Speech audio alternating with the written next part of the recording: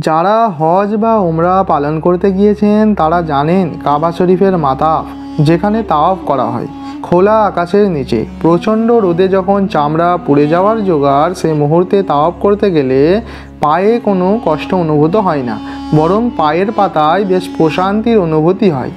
হারামাইন Mecca Medina সম্প্রসারণ প্রকল্পের পরিকল্পনা ও বাস্তবায়নের ভার দেওয়া হয়েছিল মিশরীয় স্থপতি ডক্টর মোহাম্মদ কামাল ইসমাইলের ওপর। তিনি চেয়েছিলেন তাওয়াফকারীদের আরাম ও স্বাচ্ছন্দ্য দেওয়ার জন্য মসজিদুল হারামের মেঝে এমন কোনো মার্বেল পাথরে ঢেকে দিতে যার বিশেষ তাপ শোষণের ক্ষমতা আছে। অনেক গবেষণার পর এরকম মার্বেল পাথরের সন্ধান পাওয়া যায় গ্রিসের ছোট্ট একটি পাহাড়ে, আর কোথাও সে মার্বেলের ভালো মজুদ পাওয়া যায়নি। স্থপতি কামাল ইসমাইল গ্রিসে গিয়ে মার্বেল কেনার চুক্তি সই করেন। সাদা মার্বেলের মজুদ চলে এলে সেগুলো দিয়ে বিশেষ নকশায় মসজিদুল হারামের মেঝে গড়ে তোলা হয়। এই ঘটনার 15 বছর পর সৌদি সরকার কামাল ইসমাইলকে আবারও ডেকে মদিনার মসজিদ নববীর চারপাশের চত্বরও একইভাবে সাদা মার্বেল দিয়ে ঢেকে দেওয়ার দায়িত্ব দেন। ডক্টর মোহাম্মদ কামাল ইসমাইল দ্বিধাদ্বন্দ্ব নিয়ে আবার গ্রিসে গেলেন। তার জানা ছিল না সেই মার্বেল পাথর আর আছে কি না। গ্রিসে গিয়ে জানতে পারেন 15 বছর আগে পাহাড়টির বাকি পাথর বিক্রি হয়ে গেছে। বিমর্ষ কামাল ইসমাইল একথা শুনে হাতে থাকা কফি পর্যন্ত শেষ করতে পারেননি।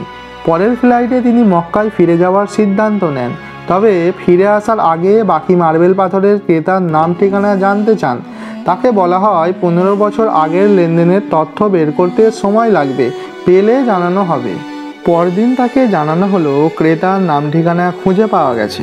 নিরাশ মনে আবার সেই অফিসের দিকে তিনি যাত্রা করেন। ঠিকানা হাতে পেয়ে তার হৃদকম্পন বেড়ে যায়, কেননা কাগজের তথ্য অনুযায়ী ক্রেতা এক সৌদি কোম্পানি। স্থপতি কামাল ইসমাইল সেদিনই সৌদি আরবে ফিরে যান। ক্রেতা কোম্পানির ব্যবস্থাপনা পরিচালকের সঙ্গে দেখা করে জানতে চান 15 বছর আগে গ্রিস থেকে কেনা সেই মার্বেল পাথর দিয়ে তারা কি করেছেন। ভদ্রলোক প্রথমে সহসা কিছুই মনে করতে পারলেন না। খোঁজখবর নিয়ে জানা গেল সেই সাদা মার্বেলের পুরো আমদানিটাই পড়ে আছে, কোথাও ব্যবহার করা হয়নি। এ তথ্য শুনে কামাল ইসমাইলের চোখ থেকে শিশুর মতো অশ্রু ঝরতে শুরু করলো। ব্যবস্থাপনা পরিচালক ভদ্রলোক তার কাছে কারণ জানতে চাইলে তিনি পুরো ঘটনা খুলে বলেন। পরে ডক্টর কামাল ওই কোম্পানিকে সৌদি সরকারের পক্ষে একটি চেক দিয়ে তাতে ইচ্ছামতো অঙ্ক বসিয়ে নিতে বলেন।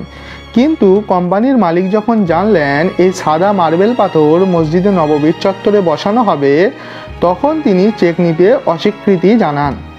তিনি বলেন, আল্লাহ আমাকে দিয়ে এটা কিনিয়েছিলেন, আবার তিনিই আমাকে এর কথা ভুলিয়ে দিয়েছেন। সেই মার্বেল পাথর রসুল সাল্লাল্লাহু আলাইহি সাল্লামের মসজিদের উদ্দেশ্যে এসেছিল।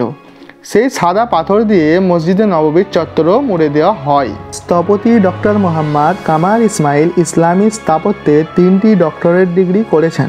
শতবর্ষী এই স্থপতি তার কর্মজীবনের প্রায় পুরোটা সময় মক্কা ও মদিনার 2 মসজিদের সেবায় আত্মনিয়োগ করেছিলেন।